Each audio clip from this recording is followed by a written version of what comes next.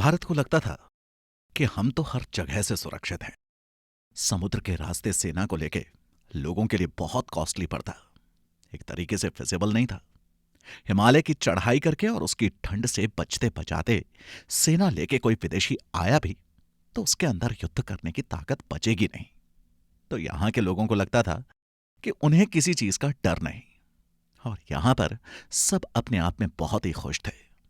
Reason यहां उन्हें सब कुछ आसानी से मिल रहा था। लेकिन उनका यह भ्रम टूटा जब 550 बीसी में ईरान के हखमनी वंश के राजा साइरस ने भारत पर पहला विदेशी आक्रमण किया। वो बात अलग है कि अपने इस प्लान में वो फेल हो गया, लेकिन भारत पर विदेशियों की नजर पड़ चुकी थी, और आकर्षण तो लोगों की सबसे बड़ी कमजोरी है। सोने की चिड़िया कहे जाने वाला भारत विदेशियों की आंखों में इतना चमकने लगा था कि जहां हमारे यहां केवल writer, poet, painters, hot travellers ही आते थे, वहीं अब यहां अटैकर्स ने भी अपना दाव लगाना शुरू कर दिया था। नमस्कार दोस्तों, मैं हूं आरजे मनीष और आप सुन रहे हैं हमारी exclusive original series rise of foreign powers in India, सिर्फ कुकू एफएम पर। क्या पर्शिया ने भारत पर सबसे पहला विदेशी आक्रमण किया था? आखिर इन फॉरेनर्स का मोटो क्या था? क्या वो सिर्फ इंडिया में लूटपाट के इरादे से आते थे, या फिर इसके पीछे उनके कुछ और ही इरादे थे? क्या आपको पता है, इंडिया पर सबसे पहले अटैक करने वाला कोई राजा नहीं बल्कि रानी थी? ऐसे बहुत सारे सवाल हैं जिनके जवाब आपको इस सीरीज में मिलने वाले हैं। राम और कृष्ण की इस पावन धरती को कैसे इस कलयुग में रावण और कंस जैसे आक्रमणकारियों का सामना बार बार करना पड़ा। हम में से ज्यादातर लोगों ने हिस्ट्री में ब्रिटिशर्स और मुगल्स के बारे में पढ़ा है कि कैसे ये भारत आकर यहां की धरती को लूटने लगे और खोखला बनाकर चले गए। लेकिन इस सीरीज में हम आपको थोड़ा और पीछे ले जाएंगे, जहां से आपको यह मालूम चलेगा कि क्यों और कैसे मुगल्स और ब्रिटिशर्स भारत आ पाए और किसने इनका साथ दिया। यूनानी शासक सिकंदर का क्या इतिहास है जिसने भारत पर दूसरा आक्रमण किया था, और सिकंदर को कैसे समझदारी से चाणक्य ने लौटने पर मजबूर कर दिया था। इन फॉरेन पावर्स यानी विदेशी ताकतों का क्या इतिहास है, ये कहां से आए और इनका भारत में आने और रूल करने का क्या प्रभाव पड़ा, सब कुछ विस्तार से जानेंगे। इंडो ग्रीक और शक का क्या इतिहास है, पल्लव और कुषाण वंश का विस्तार कैसे हुआ, क्रूर शासक मोहम्मद बिन कासिम, महमूद गजनवी और मोहम्मद गौरी का इतिहास क्या रहा, और इन्होंने कैसे इस भारत भूमि को लूटा है। मुझे पता है, जब हम भारत के इतिहास का जिक्र करते हैं तब हम अपने पुराने जख्मों को कुरेदने का काम करते हैं, जिसमें हमें तकलीफ भी बहुत होती है। लेकिन जब तक हम अपने अतीत को नहीं समझेंगे या अच्छे से जानेंगे नहीं, तब तक हम इस देश के उत्थान में सही योगदान नहीं दे पाएंगे। तो चलिए बिना किसी देरी के अपने सफर की शुरुआत करते हैं, जिसका नाम है the rise of foreign powers in India. यूनानी राइटर्स की माने तो भारत पर सबसे पहला अटैक किसी राजा ने नहीं बल्कि सेमिरामिस नाम की रानी ने किया था। है ना चौंका देने वाली बात? दरअसल असीरिया देश के तत्कालिक राजा, जो उम्र में अभी इतने छोटे थे कि राजकाज संभाल नहीं सकते थे, सेमिरामिस उनकी संरक्षिका या यूं कह लीजिए कि उनकी बॉडीगार्ड थी। लोग कहते हैं अब हम कितने मॉडर्न हो गए हैं।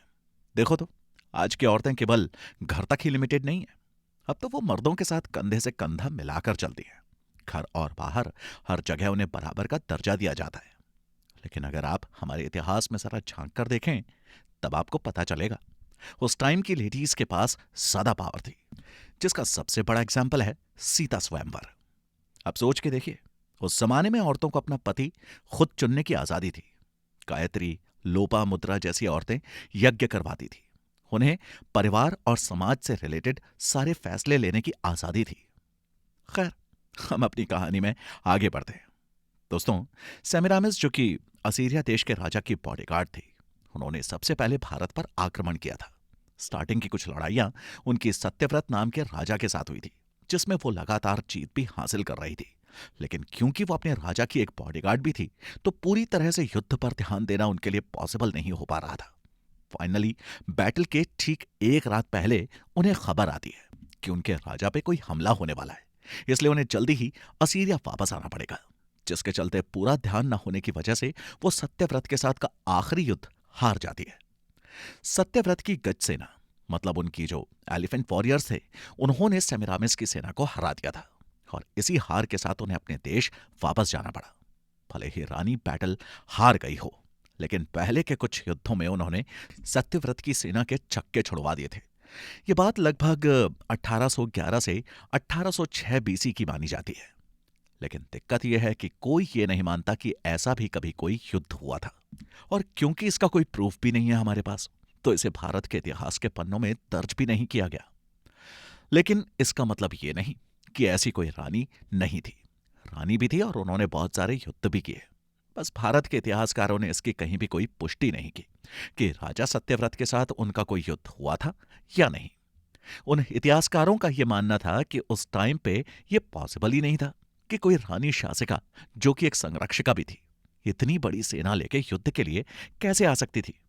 यह कहा जाता है कि सिकंदर को उस रानी की सैन्य अभियान की नॉलेज थी, इसलिए अपने भारत विजय की सारी योजना उन्होंने रानी सेमिरामिस की सैन्य अभियान के हिसाब से ही बनाई थी। जी हां, यह था भारत पे होने वाला दूसरा आक्रमण, जो कि एक यूनानी शासक सिकंदर ने किया था। सिकंदर भारत आया भी और उसने यहां पे जीत भी हासिल की। सिकंदर की भारत विजय ने बाकी फॉरेनर्स के लिए भी भारत आने के रास्ते खोल दिए थे। और इसके बाद तो ऐसा लगता था कि जैसे आक्रमणकारियों ने भारत को अपना घर बना लिया हो। कभी कोई आता तो कभी कोई। आपको यह जानकर हैरानी होगी कि ब्रिटिशर्स ने भले ही हमें 200 सालों तक गुलाम बनाकर रखा हो, लेकिन मुगलों का टाइम भी हमारे लिए किसी गुलामी से कम नहीं था। लेकिन ऐसा नहीं है कि हमारे भारत में जिन्होंने भी आकर अपना बसेरा बनाने की कोशिश की, उन्होंने सिर्फ हमसे कुछ ना कुछ छीना हो, बल्कि उन्होंने ऐसा बहुत कुछ दिया भी है, जिसके लिए भारत आज भी उनका शुक्रगुजार है।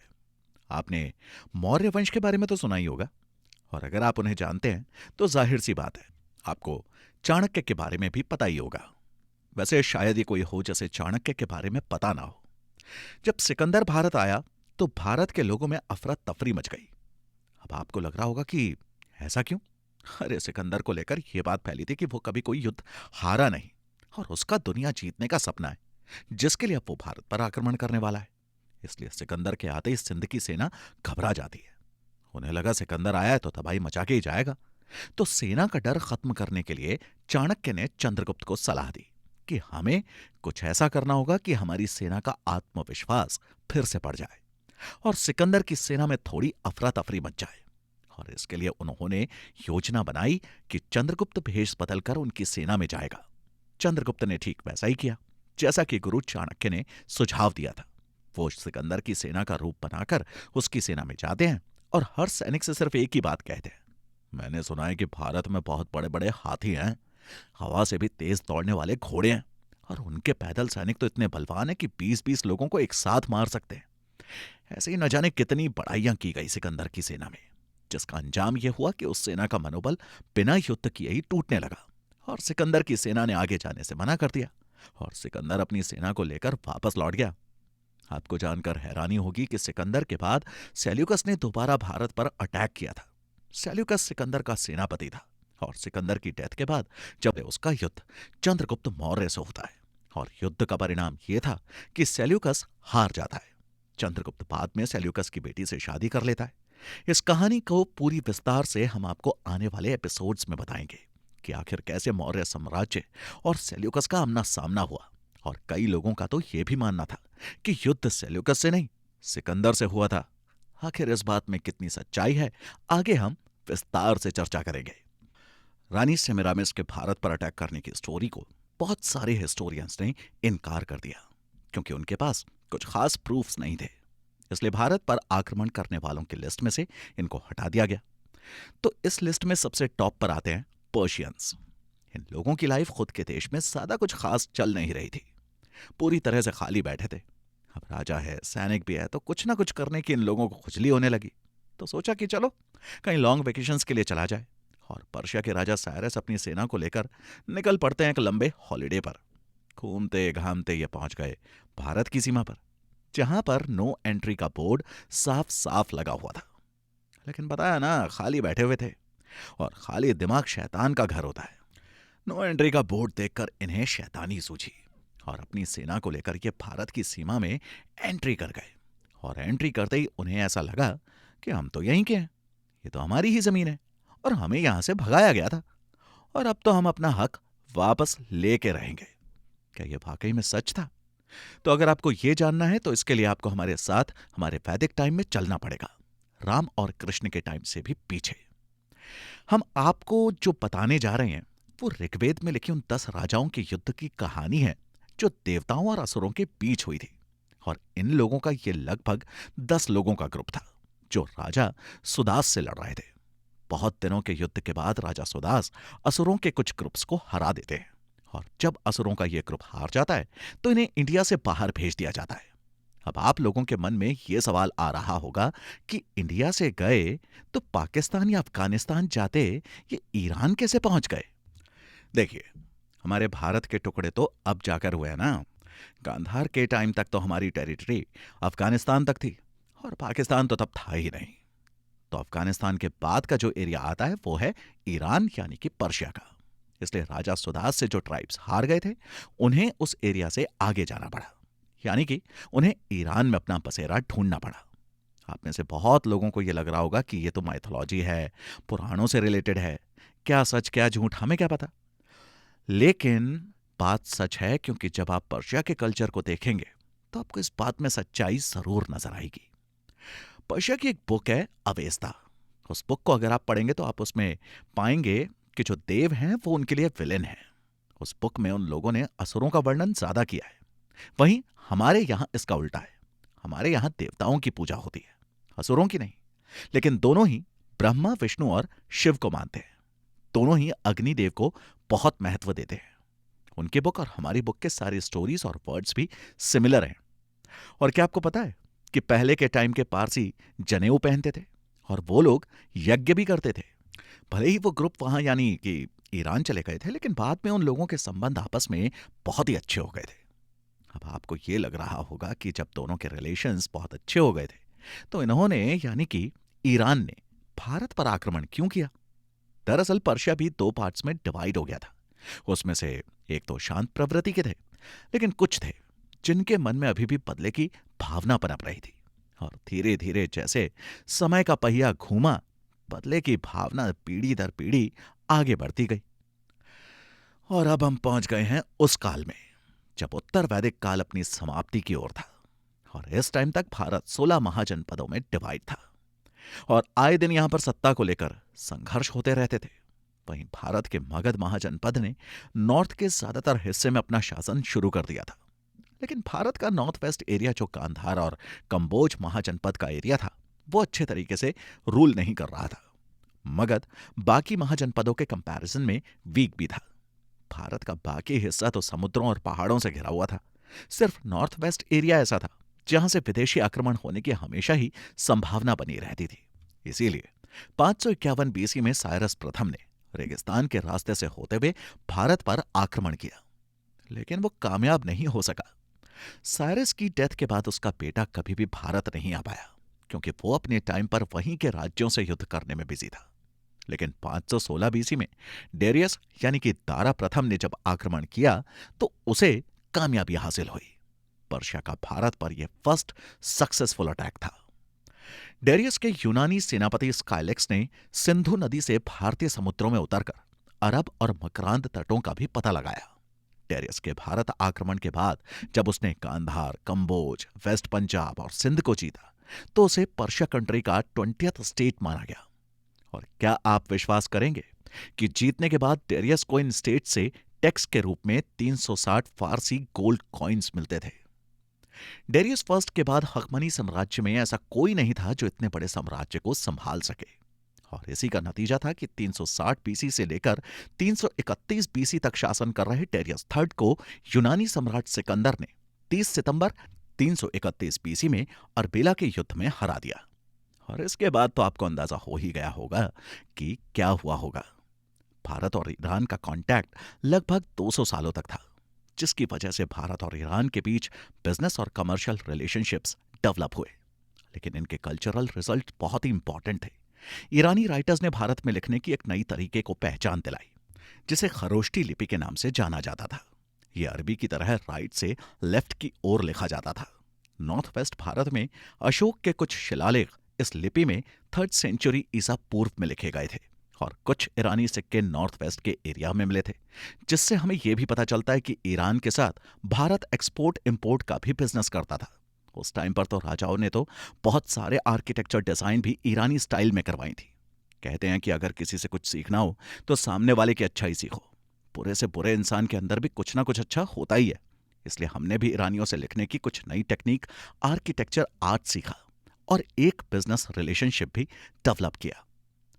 ईरानियों के आक्रमण के बाद जब सिकंदर ने डेरियस थर्ड को हरा दिया तो भारत के उन इलाकों पर अब सिकंदर यानी कि यूनानी शासकों का कब्जा हो गया था।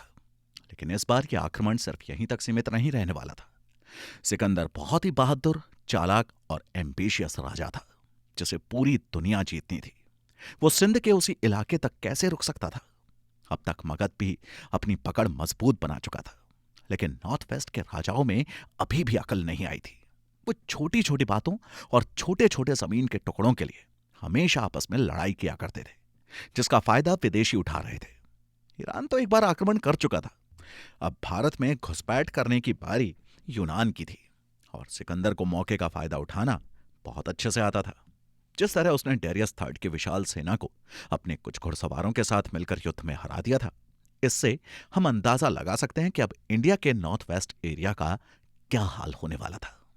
तो अपने अगले एपिसोड में जानेंगे कि कैसे सिकंदर ने भारत पर अटैक किया। क्या भारत का यूनान के साथ पहले कोई रिलेशन रह चुका है या फिर आगे कोई रिलेशन बनने वाला है जिससे भारत को कोई फायदा होगा। सिकंदर ने पुरु यानी कि पोरस को उसके राज्य में बंदी बनाया और उससे पूछा कि बोलो पुरु, तुम्हारे साथ कैसा व्यवहार किया जाए।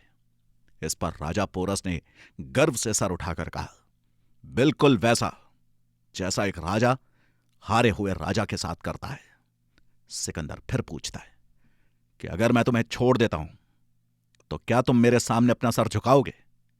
इस पर पोरस कहता है, तुम मेरा सर अभी धड़ से अलग कर सकते हो तो कर दो, क्योंकि यदि तुमने मुझे छोड़ा तो मैं फिर से खड़ा होऊंगा और फिर से अपनी सेना को तैयार करूंगा, वो भी तुमसे युद्ध करने के लिए, लेकिन मैं झुकूंगा नहीं। आप बताइए, पोरस के ऐसे शब्द सुनकर सिकंदर ने क्या किया होगा। अलेक्जेंडर द ग्रेट, जो आधी से ज्यादा दुनिया जीतने के बाद भारत आता है, वो अपने सामने खड़े दुश्मन के मुंह से ऐसे शब्दों को सुनकर क्या प्रतिक्रिया कर सकता है। कहीं आपको यह तो नहीं लग रहा कि उसने पोरस को तुरंत मार दिया होगा? अगर आप ऐसा सोच रहे हैं तो बहुत ही गलत सोच रहे हैं, क्योंकि पोरस के ऐसे वचनों को सुनकर सिकंदर अपनी पूरी सेना और पोरस की पूरी प्रजा के सामने उसे सैल्यूट करता है। सिकंदर ने सिंध को जीत तो लिया था, लेकिन पोरस की बहादुरी ने उसका दिल जीत लिया था। सिकंदर के साथ साथ पोरस की बहादुरी से रेक्सोना, जो कि सिकंदर की पत्नी थी, वो भी बहुत इंप्रेस हो गई थी और इंप्रेस होकर वो पोरस को अपना भाई बना लेती है।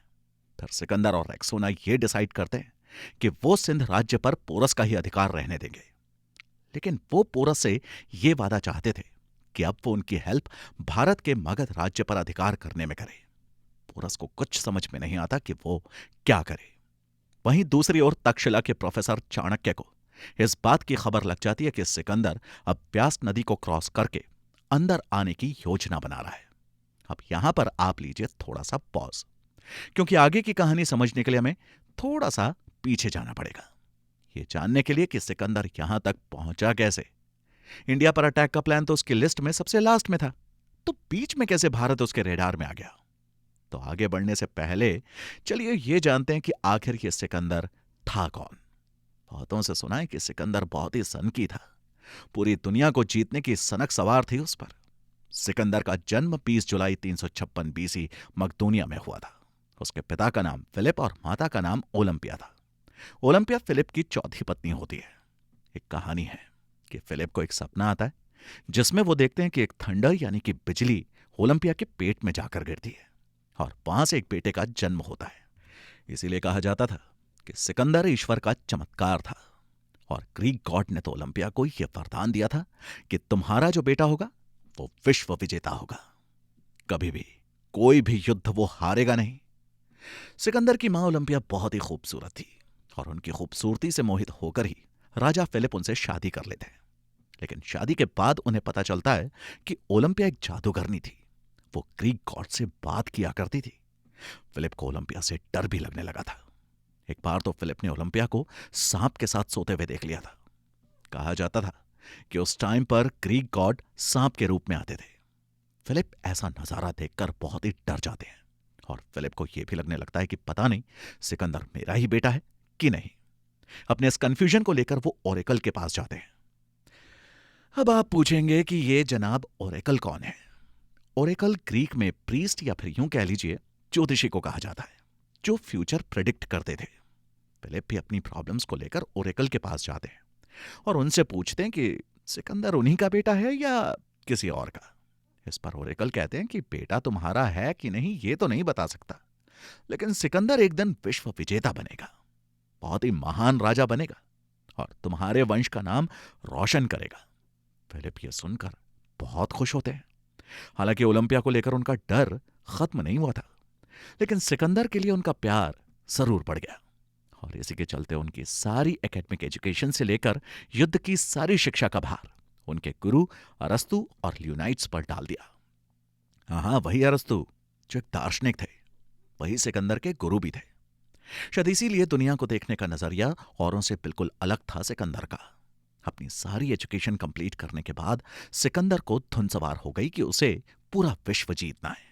वो केवल मकदूनिया पर ही राज नहीं करना चाहता था और 16 साल की उम्र से ही सिकंदर ने युद्ध करना शुरू कर दिया था। 336 बीसी में फिलिप की हत्या उन्हीं की बेटी की शादी में कर दी जाती है और 20 साल की उम्र में सिकंदर को मकदूनिया का राजा घोषित कर दिया जाता है। राजा बनते ही उसने अपने दुश्मनों को खत्म करने का काम शुरू कर दिया, जिसकी शुरुआत उसने अपने चचेरे भाई की हत्या करके की और धीरे धीरे करके एशिया माइनर पर आक्रमण कर उसे जीता। फिर सिकंदर ने बेबीलोन और उसके आसपास का एरिया जीतते हुए फारस की राजधानी पर्सिपोलिस को जीत लिया। अफगानिस्तान को जीतने के बाद उसकी नजर बैक्ट्रिया पर पड़ती है। बैक्ट्रिया में अपनी जीत हासिल करने के बाद वो वहां की राजकुमारी रेक्सोना से शादी कर लेता है और अब सिकंदर की नजर पड़ती है भारत पर। जैसा कि हम पहले ही बता चुके हैं कि भारत 16 महाजनपदों का राज्य था, जिसमें से 2 जनपद गांधार और कंबोज व्यास नदी के उस पार थे और वहां की राजधानी थी तक्षशिला। आपको पहले भी बता चुके थे कि तक्षशिला के प्रोफेसर चाणक्य थे। चाणक्य को यह बात समझ आ चुकी थी कि अगर सिकंदर ने भारत पर आक्रमण किया तो अखंड भारत का उनका सपना पूरा नहीं हो पाएगा। तो सिकंदर की भारत में एंट्री ना हो, इसके लिए चाणक्य वहां के राजा आंभिक के पास जाते हैं और उनसे कहते हैं कि आपको किसी तरह सिकंदर को रोकना होगा, नहीं तो वो सबको बर्बाद कर देगा। अब राजा आंभिक की अपनी अलग कहानी है। वो एक तो बहुत बड़े डरपोक थे, दूसरा एक नंबर के अय्याश। उन्होंने चाणक्य के मुंह से जब यह सुना कि सिकंदर इस ओर आ रहा है तो उसने पहले ही अपने हाथ खड़े कर दिए। उसने बोला कि वो तो सपने में भी सिकंदर से युद्ध करने के बारे में सोच नहीं सकता। चाणक्य ये जान चुके थे कि इससे बात करने का कोई फायदा नहीं है, इसलिए उन्होंने नंद वंश के राजा के पास जाने का प्लान बनाया। यहां चाणक्य नंद वंश के राजा से मिलने के लिए निकल पड़ते हैं। वहीं दूसरी ओर सिकंदर राजा आंभिक पर हमला कर देता है। आंभिक तो पहले ही अपनी हार मान चुका था। उसने सिकंदर से अपनी जान की भीख मांगी और ऊपर से उसे वादा किया कि वो उसकी भारत के सिंध राज्य पर अटैक करने में उसकी पूरी हेल्प करेगा। तो ये आंबिक ही था जिसने अपने गुप्तचरों के जरिए पोरस की सारी खबर सिकंदर तक पहुंचाई। उधर चाणक्य जब नंदवंश के राजा धनानंद के पास जाते हैं तो वो उनका बहुत अपमान करते हैं। ये वही धनानंद थे जिन्होंने चाणक्य की शिखा पकड़कर उन्हें राज दरबार से बाहर निकालकर अपमानित किया था। चाणक्य ने उस टाइम प्रतिज्ञा ली कि अब वो अपनी शिखा तभी बांधेंगे जब तक वो धनानंद से अपने अपमान का बदला नहीं ले लेते। लेकिन इस समय पर चाणक्य अपने अपमान की न सोचकर भारत को सिकंदर से बचाने के बारे में सोच रहे थे। इधर आंबिक की हेल्प से सिकंदर पोरस के राज्य पर हमला कर देता है। 326 बीसी में सिकंदर और पोरस का यह युद्ध झेलम के युद्ध के नाम से फेमस है, जिसमें पोरस बहुत वीरता से लड़ता है, लेकिन सिकंदर की युद्ध नीति और आंबिक के धोखे की वजह से वो हार जाता है। पोरस को बंदी बनाया जाता है और फिर आगे की कहानी तो आपको पता ही है। पोरस की मजबूरी थी अब सिकंदर का साथ देना। वहां चाणक्य को यह बात समझ में आ गई थी कि अब सिकंदर को मगध में आने से रोकने के लिए बल की नहीं बल्कि बुद्धि की उपयोगिता साबित करनी होगी, और इसके लिए उन्होंने अपने सबसे प्रिय शिष्य चंद्रगुप्त को चुना और उन्हें कहा कि उन्हें सिकंदर की सेना में जाकर यह अफवाह फैलानी पड़ेगी कि जो भी व्यास नदी को क्रॉस करेगा वो मर जाएगा, क्योंकि भारत भूमि देवों की भूमि है और जो भी यहां लूटपाट या गलत इरादे से आएगा उसकी मृत्यु तो निश्चित है। और दूसरा ये कि मगध की सेना तो बहुत विशाल है, बड़े बड़े हाथी वगैरह। यह सब सुनकर तो सिकंदर की सेना हताश होने लगी। चंद्रगुप्त ने अपनी योजना के अनुसार एक सैनिक को धोखे से जहर भी दिया था और किसी बहाने उसे व्यास नदी के किनारे भी लेकर गया था। और जब कुछ दिनों बाद उस सैनिक की डेथ हो जाती है तो बाकी सेना को लगता है कि व्यास नदी को लेकर जो अफवाह फैली है वो सच है। जो भी उस नदी को पार करेगा वो दैवीय शक्ति से मारा जाएगा।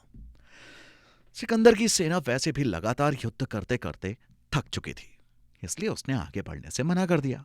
सिकंदर भी अपनी सेना की बात मानकर पीछे हट गया।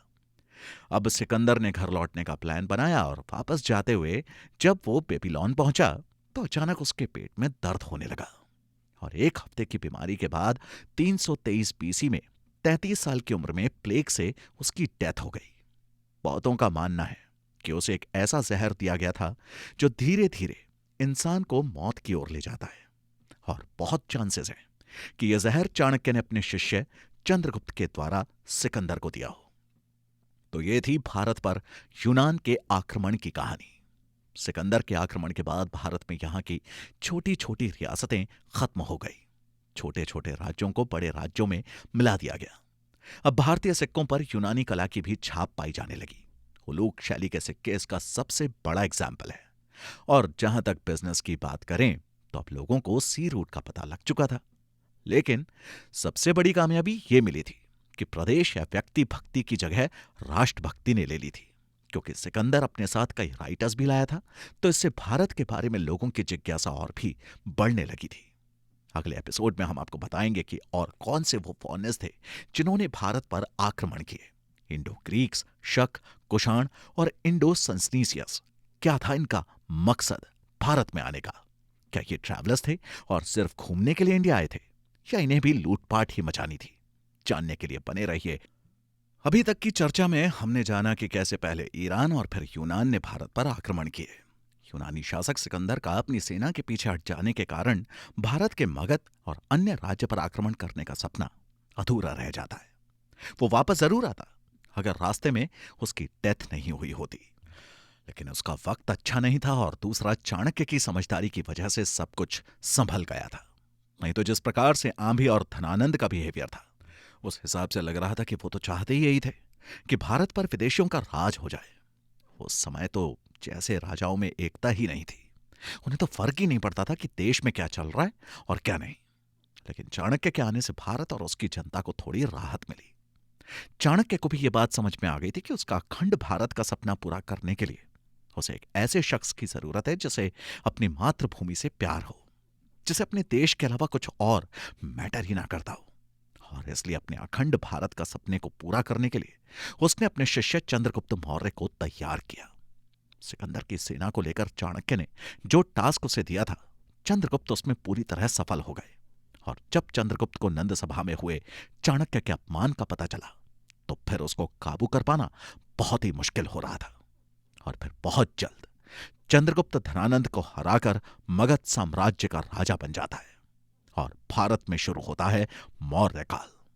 और ये वो काल था जिसमें भारत पर आंख उठाने की हिम्मत किसी भी विदेशी आक्रमणकारी की नहीं हुई। आपको तो यह पता ही है कि सिकंदर दुनिया जीतने के लिए निकला था और उसने बहुत ही कम समय में बहुत सारे देशों को जीत भी लिया था, लेकिन बहुत ही कम उम्र में उसकी डेथ भी हो गई थी। अब उसके पीछे छोड़े इतने बड़े साम्राज्य का क्या, जिसमें मैसिडोनिया, सीरिया, बैक्ट्रिया, पाथिया, अफगानिस्तान और भारत का नॉर्थ वेस्ट एरिया शामिल थे, उसको देखने वाला तो कोई भी नहीं था। तो सिकंदर के मरते ही उसके जीते हुए कुछ राज्यों में फिर से कई राजा उठ खड़े हुए और उन्होंने खुद को उस देश का स्वतंत्र राजा घोषित कर दिया।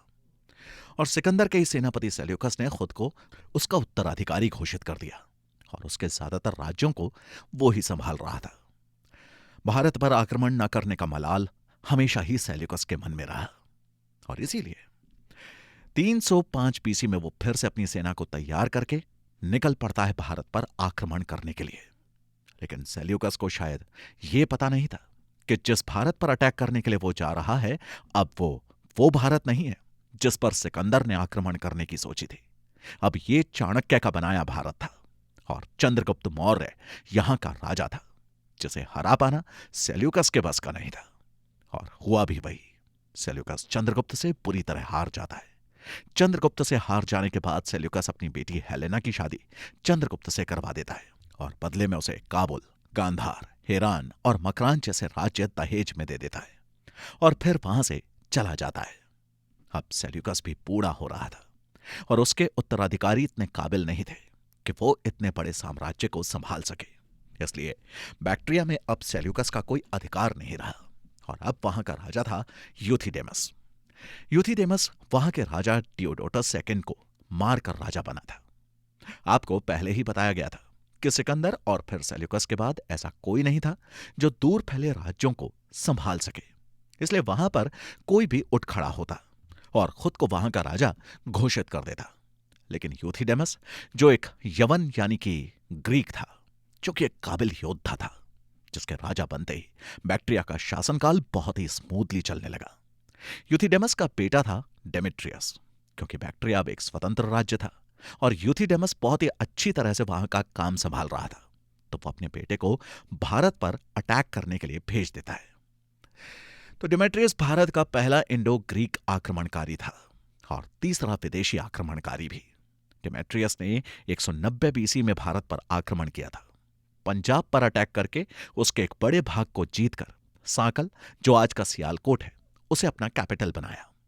उस समय भारत में पुष्यमित्र शुंग का शासनकाल था। डेमेट्रियस पहला अटैकर था जिसे भारतीय राजा की उपाधि मिली थी और इसी ने इंडिया में यूनानी सिक्कों को स्टार्ट किया था। इससे पहले भारत में सिक्के चलते थे, लेकिन वो आहत सिक्के होते थे। अब डेमेट्रियस के बाद जो राजा बने थे वो थे मिनांडर। इन्हें मिलिंद के नाम से भी जाना जाता है। मिनांडर आगे चल के एक बौद्ध अनुयायी बन जाता है। इसकी इंफॉर्मेशन हमें मिलिंद पन्नो नाम की एक बुक में मिलती है, जिसे नागसेन ने लिखा है। इस बुक में उन्होंने मिनांडर और बौद्ध भिक्षु के बीच जो भी बातें हुई थी उसके बारे में लिखा है। मिनांडर बौद्ध भिक्षु से मिलने के बाद ही बौद्ध अनुयायी बन जाता है। वहीं दूसरी ओर सेल्यूकस की चौथी पीढ़ी भी एक बार फिर भारत पर अटैक करने के लिए आती है। सेल्यूकस फोर्थ अपने सेनापति यूक्रेटाइडीज को बैक्ट्रिया और भारत आक्रमण के लिए भेजता है। उसका कहना था कि भले ही मेरे दादा ने बैक्ट्रिया को यूथिडेमस को दे दिया हो, लेकिन मुझे वो वापस चाहिए। और जब यूथिडेमस का बेटा डेमेट्रियस भारत आक्रमण के लिए अपने देश से जाता है, तो मौके का फायदा उठाकर सेल्यूकस फोर्थ सेनापति यूक्रेटाइडीज को अटैक करने के लिए भेज देता है। यूक्रेटाइडीज बैक्ट्रिया को जीतता हुआ भारत में प्रवेश करता है और नॉर्थ वेस्ट के कुछ इलाके जीतकर वो तक्षशिला को अपनी राजधानी बना लेता है। तो ये थे इंडो ग्रीक अटैक्स। आप जानते हैं कि इस आक्रमण का भारत पर प्रभाव क्या पड़ा। सबसे ज्यादा इंपैक्ट था वो था सिक्कों का। इंडो ग्रीक ने भारत में सोने के सिक्कों को यूज करना स्टार्ट कर दिया था और इन्होंने ही उन सिक्कों पर राजा के नाम को छापने का प्रचलन भी शुरू किया। गांधार शैली भी इन्हीं की देन है। और सबसे इंपॉर्टेंट, एस्ट्रोलॉजी को इंडिया में इन्होंने ही इंट्रोड्यूस किया था। आपको पता है कि वीक में जो 7 डेज होते हैं वो इन्होंने ही डिवाइड किए थे। और केवल डेज डिवाइड नहीं, बल्कि उनके नाम जो हम संडे मंडे यूज करते हैं वो भी उन लोगों ने ही रखे थे। यवनों को ज्योतिष विद्या का विद्वान माना जाता है, जिसके लिए इंडिया उनका हमेशा से शुक्रगुजार रहेगा। इंडो ग्रीक के बाद भारत पर आक्रमण करने वाले अगले विदेशी थे शक। शक स्टार्टिंग में कैस्पियन सागर के किनारे रहा करते थे, तब इन्हें सीथियन भी कहा जाता था। एक दिन अचानक यूची नाम की ट्राइब्स ने इन पर हमला कर दिया और किसी तरह अपनी जान बचाते हुए ये बैक्ट्रिया में घुस गए। लेकिन बैक्ट्रिया में वो ज्यादा दिन तक रुक नहीं पाए। बैक्ट्रिया से निकलकर ये पार्थिया पहुंचे और पार्थिया पहुंचते ही उन्हें यह लगने लगा कि हम इतनी आगे आ ही चुके हैं, तो क्यों ना हम लोग भारत की ओर चल पड़े। कुछ इतिहासकारों का कहना है कि शक बहुत ही घुमक्कड़ किस्म की जाति थी, लेकिन आप गौर करें तो आप पाएंगे कि इनके रहने का कभी कोई परमानेंट बेस नहीं रहा, जिसकी वजह से शकों को हमेशा यहां से वहां घूमना पड़ता था और लोगों ने उनकी इस मजबूरी को घुमक्कड़ का नाम दे दिया। लेकिन धीरे धीरे ये उनकी आदत भी बनती जा रही थी और शायद ये इसलिए भी कहा जाता है कि ये कभी भी एक जगह पर टिक कर नहीं रहे। और जब इन्होंने भारत पर आक्रमण किया तब उन्होंने अपनी 5 टोलियां बनाई थी। उन्होंने ये डिसाइड किया कि वो एक ग्रुप में इंडिया में एंटर नहीं करेंगे, वो निकलेंगे तो साथ में ही, पर भारत की सीमा पर पहुंचते ही 5 ग्रुप्स में डिवाइड हो जाएंगे। कहा तो यह भी जाता है कि शक इंडिया में चारागाह की खोज करते हुए आए थे, जैसे कि हम जान चुके हैं कि शक को मिडिल एशिया में सीथियन कहा जाता था, लेकिन इंडिया में उन्हें क्षत्रप के नाम से जाना जाता था। जब भारत आकर वो 5 भागों में डिवाइड हुए तो उसमें से एक हिस्सा तो अफगानिस्तान में ही रह गया। बाकी के 4 इंडिया में आ गए और इंडिया में उन्होंने तक्षशिला, मथुरा, उज्जैन और नासिक में अपना डेरा बसाया। तक्षशिला और मथुरा के शक को उत्तरी क्षत्रप के नाम से जाना जाता है। वहीं उज्जैन और नासिक के क्षत्रप को पश्चिमी क्षत्रप कहा जाता है। तक्षशिला के शासक को माउस कहा जाता था, जिन्होंने 20 बीसी से लेकर 20 एडी तक राज किया था। अब बात करते हैं मथुरा के शक की। तो मथुरा के शक एक्चुअल में उज्जैन से आए थे। उन्हें मालवा के शक भी कहा जाता था। उज्जैन या मालवा में एक राजा रहा करते थे जिनका नाम था विक्रमादित्य। 57 बीसी में उन्होंने मालवा के जितने भी शक थे उन्हें भगा दिया और मालवा के वो शक भागकर मथुरा जा पहुंचे। मथुरा में जो शक के राजा बने थे वो थे राजुल। नासिक और उज्जैन के शक बहुत इंपॉर्टेंट थे। नासिक में शक के राजा बने भूमक और नहपान। नहपान का युद्ध गौतमी पुत्र सतकर्णी से हुआ था। नहपान ने महाराष्ट्र के बहुत सारे भागों पर कब्जा करना शुरू कर दिया था और वो एरिया था सातवाहन वंश का।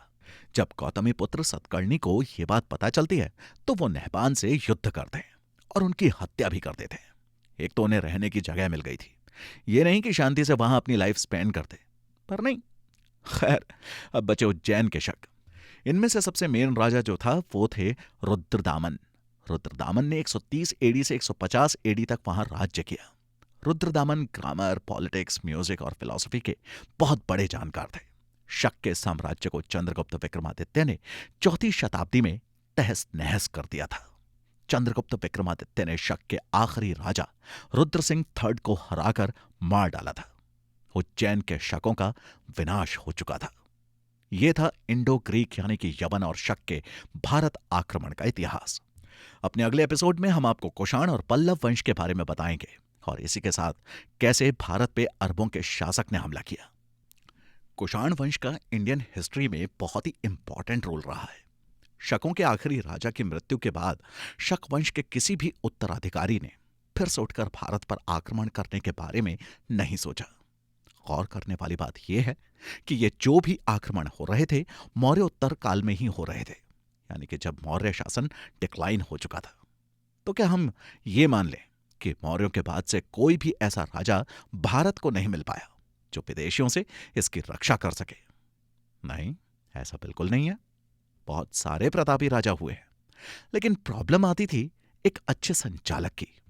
भारत को दूसरा चाणक्य नहीं मिल पाया जो ये सोच पाता कि कैसे पूरे भारत को एकजुट कर हम इसे इतना स्ट्रांग बना सकते हैं कि कोई भी विदेशी क्या भारत के अंदर भी कोई विद्रोह ना कर सके, क्योंकि किसी भी राजा या देश को खतरा बाहर वालों से ज्यादा घर वालों से रहता है।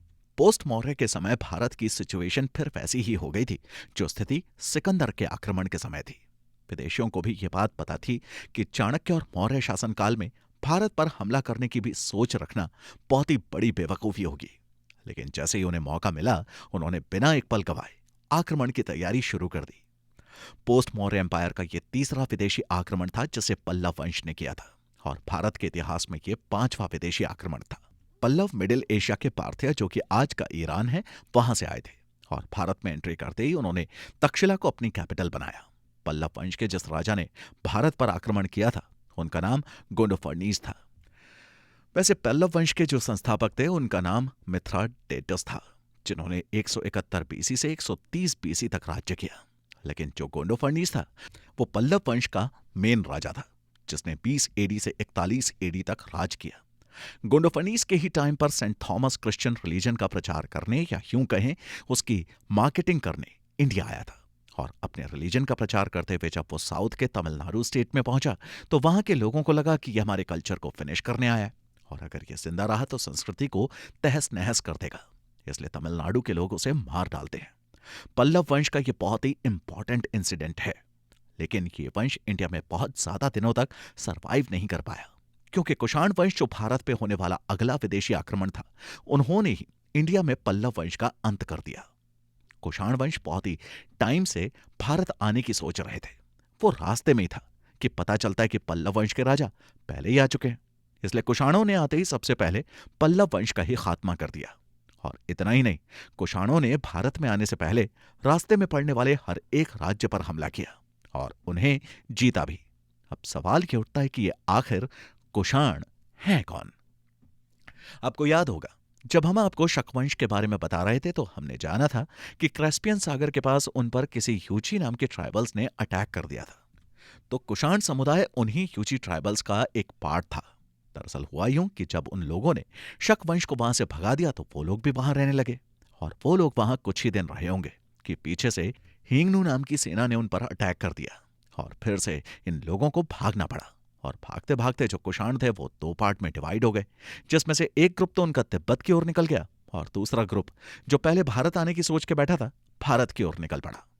कुषाण वंश के जो संस्थापक कुजुल कटफिसेस थे, ये भारत नहीं आए। वैसे निकले थे भारत ही आने के लिए, लेकिन रास्ते में बैक्ट्रिया फिर पार्थिया से युद्ध करते करते बहुत थक गए। तो जब आगे बढ़ते हुए ये हिंदू कुश पर्वत पहुंचे तो वहीं रुक गए। तो अब कुषाण वंश की सेना विम कटफिसेस के साथ आगे बढ़ती है और विम के नेतृत्व में वो भारत के पंजाब और तक्षशिला पर जीत हासिल करते हैं और पेशावर को अपना कैपिटल बनाते हैं। अब आपको जो बताने जा रहा हूं उससे आपको यह विश्वास हो जाएगा कि देव और दानव की जो कहानी मैंने आपको बताई थी वो सच थी। विम कटफिसेस ने जो तांबे और सोने के सिक्के चलाए थे उन पर भगवान शिव और नंदी बैल की आकृति थी। अब आप ये सोचिए कि ये तो पहली बार इंडिया आए थे, तो इन्हें कैसे पता चला भगवान शिव के बारे में? इसका मतलब विम शैव धर्म को मानता था। कुषाण वंश के सबसे इंपॉर्टेंट राजा जो थे वो थे राजा कनिष्क। कनिष्क केवल कुषाणों के लिए नहीं बल्कि भारत के लिए भी बहुत मायने रखते हैं। ये आए भले ही बाहर से थे, लेकिन भारत को इन्होंने अपना माना। कनिष्क साम्राज्य केवल भारत तक ही सीमित नहीं था, इसने चीन तक अपना राज्य फैलाया था। कनिष्क के टाइम पर ही भारत में चौथी बौद्ध समिति भी हुई थी।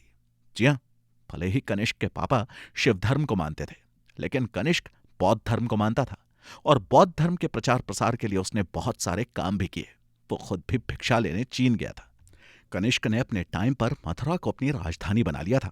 78 एडी में कनिष्क राजगद्दी पर बैठा था।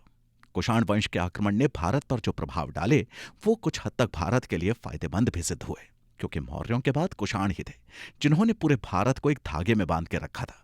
और क्योंकि कुषाण वंश का साम्राज्य इंटरनेशनल लेवल पर भी बहुत बड़ा था, तो भारत का विदेशियों के साथ भी व्यापारिक रिश्ता बनने लगा था। और रोम के साथ हमारा सिल्क का बिजनेस भी कुषाणों की ही देन था, और कुषाणों ने ही सिल्क रूट को डिस्कवर भी किया था। और कनिष्क 78 एडी में जब से बैठा तब से ही इंडिया में कैलेंडर की शुरुआत हुई। तो हाँ, ये बात सच है कि कुषाणों ने भारत पर अटैक किया था, लेकिन उन्होंने भारत में तबाही न मचाकर भारत को हर तरह से मजबूत बनाने की कोशिश की। और इसी के साथ प्राचीन काल में भारत पर होने वाले विदेशी आक्रमण यहां थम जाते हैं। लेकिन कहते हैं ना कि कहानियां कभी खत्म नहीं होती, किसी का किस्सा खत्म तो किसी का शुरू। भारत के साथ भी यही होने वाला था। एक नए युग की शुरुआत होने वाली थी। भारत की जमीन अब नई कहानी बुनने के लिए तैयार थी। भारत का यह काल मध्यकाल के नाम से जाना जाता है, जिसका टाइमलाइन 700 एडी से 1700 एडी तक का था। और इसी काल में 712 एडी में भारत पर पहली बार अरबों का आक्रमण होता है। यह भारत पर पहला मुस्लिम आक्रमण था, जो दो पार्ट में डिवाइडेड था। एक्चुअल में अरब का इंडिया पर अटैक करने का कोई इरादा नहीं था, लेकिन कोई था जिसने इन्हें छेड़ दिया था, जिसकी वजह से इनका दिमाग घूमा और इन्होंने ये कदम उठाया। आखिर कौन था वो जिसने खुद अपने पैरों पर कुल्हाड़ी मारी थी, और क्या हुआ जब भारत पर इन विदेशियों ने अटैक करना शुरू कर दिया? जानने के लिए सुनते रहिए the rise of foreign powers का अगला एपिसोड। भारत का यह काल मध्यकाल के नाम से जाना जाता है, और यही वो काल है जब भारत पर मुस्लिम आक्रमण हुए थे। मुस्लिम आक्रमण को भारत को दो पार्ट में डिवाइड किया गया है, जिसमें से एक को अरब और दूसरे को तुर्क आक्रमण में बांटा गया। तुर्क आक्रमण को भी दो पार्ट में डिवाइड किया गया। इसके बारे में हम आगे चर्चा करेंगे। अभी जिस आक्रमणकारी की कहानी मैं आपको सुनाने जा रहा हूं वो 712 एडी में अरब से आया था। मोहम्मद बिन कासिम नाम था उसका। कासिम ने भारत पर दो बार आक्रमण किया। पहला आक्रमण 712 एडी में सिंध राज्य पर किया था, और दूसरा आक्रमण 713 एडी में मुल्तान में किया था। यह भारत पर आक्रमण करने वाला पहला मुस्लिम आक्रमणकारी था। कासिम ही वो राजा था जिसने भारत के राजा दाहिर को हराया और भारत पर जजिया यानी कि टैक्स को लागू किया था। जजिया टैक्स एक ऐसा टैक्स था जो सिर्फ और सिर्फ गैर मुस्लिम लोगों पर लागू था। मतलब कि जो लोग मुस्लिम नहीं थे उन्हें इस टैक्स की भरपाई करनी पड़ती थी। अब भारत में उस समय हिंदुओं का बोलबाला था, इसलिए इस टैक्स का सबसे ज्यादा भार हिंदुओं पर पड़ा। इस टैक्स को भरने के लिए भारत में 5 कैटेगरीज में छूट भी दी गई, जिसमें बच्चे, बूढ़े, हैंडीकैप्ड, लेडीज और ब्राह्मण शामिल थे। ब्राह्मणों को छूट कासिम ने इस वजह से दी थी क्योंकि उस समय पर इंडिया में ब्राह्मण भिक्षा मांग कर रहते थे, तो जो कम्युनिटी खुद मांग कर खा रही है वो टैक्स कैसे दे सकती थी। लेकिन अब बात यह उठती है कि ऐसी क्या वजह थी कि अरब की धरती पर जन्मे इस्लामिक राज सत्ता को भारत आना पड़ा। हजारों मील का यह फासला तय करने का क्या रीजन था, और ऐसे क्या कारण थे कि अपने उदय के 100 साल के अंदर ही इस्लाम ने अफ्रीकी महाद्वीप के मिस्र से लेकर पूरे मिडिल ईस्ट और भारत के सिंध तक अपनी हुकूमत कायम कर ली। 6th सेंचुरी के मिडिल में वेस्ट एशिया अरब का सबसे रेगिस्तानी इलाका। यहां कुछ ऐसे कबीले थे जो बंजारों का जीवन जीते थे। ये कबीले खाने और ऊंट के चारे की तलाश में इधर से उधर ट्रैवल किया करते थे। इन कबीलों की अपनी आस्था को लेकर अलग अलग मान्यता थी। इन सब के अलग अलग देवी देवता थे, अलग अलग मूर्तियां भी थी, सबके पूजा करने का अपना अलग अलग तरीका भी था। लेकिन इन सब के बीच जो सबसे कॉमन चीज थी वो थी मक्का को लेकर इनका विश्वास। मक्का में बसे काबा को ये सभी कबीले पवित्र मानते थे, और यहीं पर कुरैशी कबीले के एक फैमिली में पिता अब्दुल्ला और माता हमीना के घर 570 एडी में हजरत मोहम्मद का जन्म हुआ। 40 साल की उम्र में मोहम्मद अपनी साधना को पूरा करते हैं और खुद को ईश्वर का दूत बताते हुए इस्लाम धर्म की स्थापना करते हैं।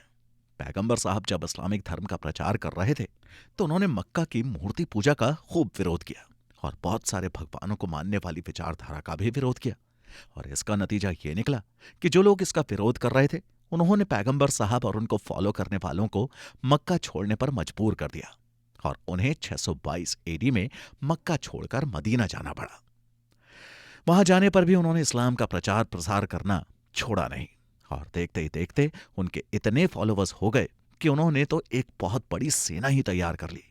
और फिर 629 एडी में पैगंबर साहब अपनी विशाल सेना को लेकर मक्का पर अटैक कर देते हैं, और अब मक्का और काबा की सारी जिम्मेदारी पैगंबर साहब के पास आ जाती है, जिसके चलते वहां सिर्फ एक ईश्वर को मानने वाले इस्लाम धर्म का बोलबाला था।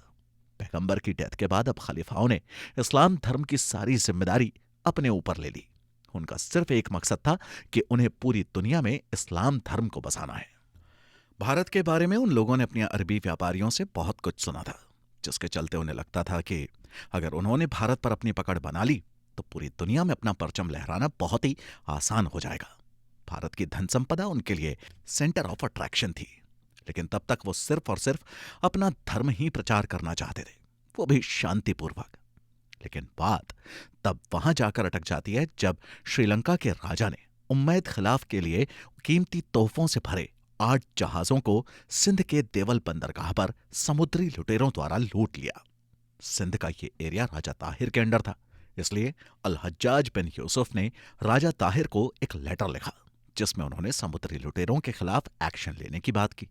राजा ताहिर को जब यह लेटर मिला तो उन्होंने यूसुफ को एक लेटर लिखकर यह बात कही कि समुद्री लुटेरे उनकी पहुंच से बहुत दूर हैं और वो उनके खिलाफ कोई कार्यवाही नहीं कर सकते।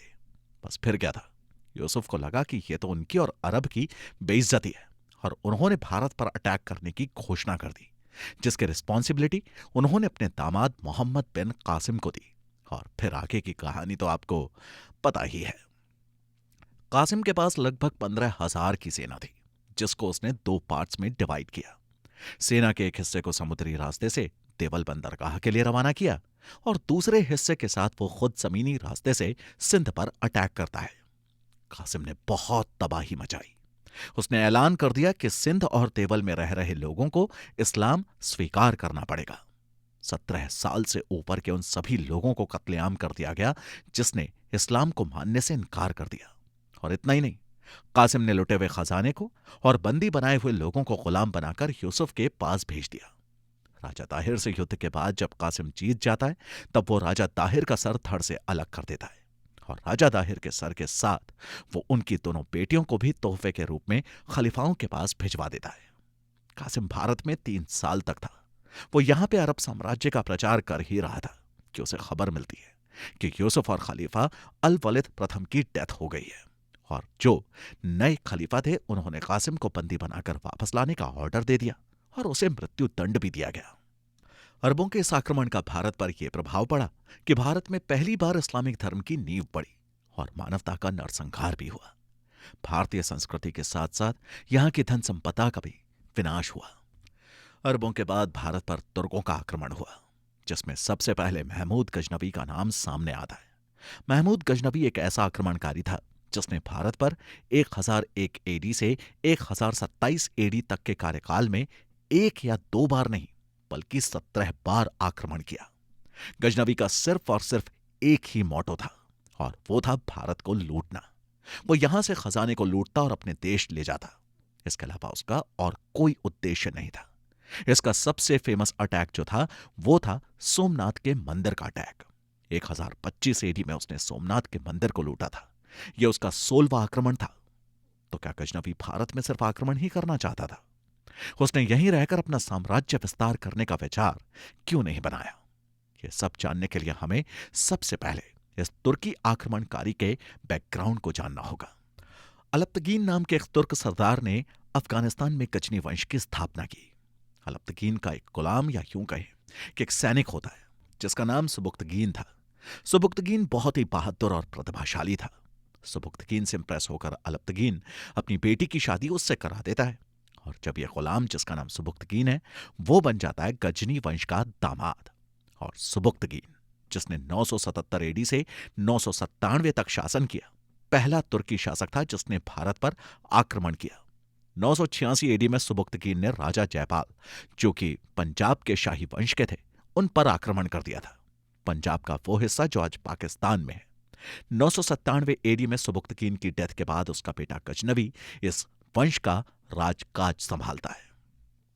अल कादिर बिल्ला जो बगदाद के खलीफा थे वो गजनवी से बहुत इंप्रेस हुए थे और इसी के चलते उस खलीफा ने गजनवी को यामिन उद्दौला और यामिन उल मिल्हा की उपाधि दी थी। और खलीफा से ऐसी उपाधि मिलना बहुत बड़े सम्मान की बात होती थी। और सुल्तान उपाधि पाने के चक्कर में गजनवी ने 17 बार भारत पर हमले किए थे। उस टाइम पे भारत में चौहान, शाही, चोल और सोलंकी वंश के साम्राज्यों का बोलबाला था। ये कुछ इंपॉर्टेंट वंश थे। सोमनाथ का मंदिर गजनवी को बहुत आकर्षित करता था। वो जब जब भारत आता तो लोगों से सोमनाथ के मंदिर के बारे में बहुत कुछ सुनता, जिससे उसे एक बात समझ आई कि उस मंदिर को अगर वो लूट लेता है तो उसे फिर से इंडिया आने की जरूरत नहीं पड़ेगी। इंडिया ही नहीं, उसे कहीं भी आक्रमण करने की जरूरत नहीं पड़ेगी। आपको पहले ही बता चुके हैं कि गजनवी केवल भारत में लूटपाट के इरादे से आया था। तो जब वो 16वीं बार 1025 एडी में भारत आया तो उसने अपना निशाना गुजरात के सोमनाथ मंदिर को बनाया। जिस समय वो मंदिर पहुंचा था उस समय मंदिर में करीब 50,000 लोग पूजा करने आए थे और गजनवी ने उन 50,000 लोगों को मौत के घाट सुला दिया था। उसने शिवलिंग को तोड़ा और वहां जितना धन था वो सब लूट लिया। वो मंदिर के दरवाजों को भी अपने साथ ले गया था। आपको जानकर हैरानी होगी, लेकिन गजनवी ने जो धन लूटा था उसकी वैल्यू 151 करोड़ थी। ये जितना बड़ा नरसंहार था उतनी ही बड़ी लूट भी थी। गजनवी जब वापस लौट रहा था तो उस वक्त रास्ते में उसकी मुलाकात जाटों से होती है। क्योंकि उसके पास सोमनाथ से लूटी हुई अपार संपत्ति थी तो वो उन जाटों से उलझता नहीं है, लेकिन उसके मन में उनके प्रति बदले की भावना घर कर जाती है। इसलिए 1027 में वो फिर से भारत आता है और उन जाटों पर हमला करता है। 1030 एडी में अपने अंतिम समय में गजनवी बहुत सारी बीमारियों से जूझ रहा था। लोगों का कहना था कि उसे अपने पापों की सजा मिल रही थी। वो अपना मानसिक संतुलन भी खो बैठा था और फिर मलेरिया और तेज बुखार की वजह से उसकी डेथ हो जाती है। गजनवी के आक्रमण ने भारत को फाइनेंशियली बहुत नुकसान पहुंचाया था। गजनवी की वजह से हमें धार्मिक और सांस्कृतिक नुकसान भी हुआ था। तो इसी के साथ मध्यकाल का पहला चरण समाप्त होता है। लेकिन अगला आक्रमणकारी जो है वो इंडिया के लिए बहुत इंपॉर्टेंट है, क्योंकि इसका युद्ध होने वाला था हमारे सबसे महान राजा पृथ्वीराज चौहान के साथ। और इसी के साथ भारत में नींव पड़ने वाली थी मुगलों की। तो आगे की कहानी सुनने के लिए बने रहिए हमारे साथ। गजनी और हेरात के बीच में गौर नाम का एक छोटा सा राज्य था जहां पे गौरी वंश की नींव पड़ी थी। महमूद गजनवी ने अपने टाइम पर गौर राज्य पर भी हमला किया था। लेकिन जब महमूद की डेथ हो गई तो उसके उत्तराधिकारी गौर राज्य पर अपना नियंत्रण नहीं रख सके। 1173 एडी में गयासुद्दीन महमूद, जो कि गौर राज्य का शासक था, उसने गजनी पर आक्रमण किया और उस पर हमेशा के लिए अपना शासन स्थापित कर दिया। इसके बाद उसने मोहम्मद गौरी को वहां का राजा बना दिया। सबसे पहले मोहम्मद गौरी ने गजनी पर अपना हमला किया और फिर भारत पर आक्रमण करने की सोची। मोहम्मद गौरी के आक्रमण का उद्देश्य वही था जो गजनी का था। उसे भी पैसा चाहिए था, परंतु जब वो यहां आया तो उसने लूटने के लिए यहीं रहने का प्लान बनाया। पंजाब को वो अपना प्रदेश समझता था, क्योंकि वो गजनी शासन में यहां रह चुका था। शहाबुद्दीन मोहम्मद गौरी, ये उसका पूरा नाम था। उसने भारत पर प्रथम आक्रमण 1175 ईस्वी में किया था। इसके बाद वो 1205 ईस्वी तक लगातार भारत पर आक्रमण करता रहा। गौरी ने सबसे पहले 1175-76 में मुल्तान और कच्छ पर आक्रमण किया और जिसे उसने बहुत ही आसानी से जीत भी लिया। इसके बाद उसने 1178-79 में गुजरात पर आक्रमण किया, परंतु उसका सामना नहरवाला में अनहिलवाड़ा के नरेश मूलराज सोलंकी से हुआ, जिसने गौरी को हरा दिया।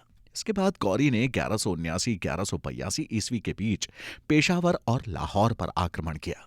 मोहम्मद गौरी ने 1185-86 में फिर से पंजाब पर आक्रमण किया और अब की बार उसे जीत हासिल हुई। आपको यह लग रहा होगा कि मैंने आपको गौरी की इन सारी लड़ाइयों के बारे में क्यों बताया।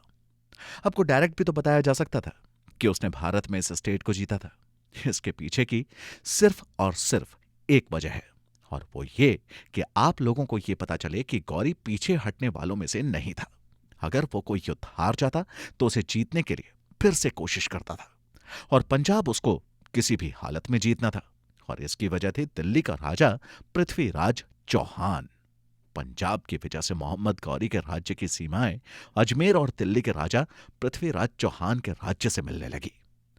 पृथ्वीराज चौहान भारत की आन बान शान थे।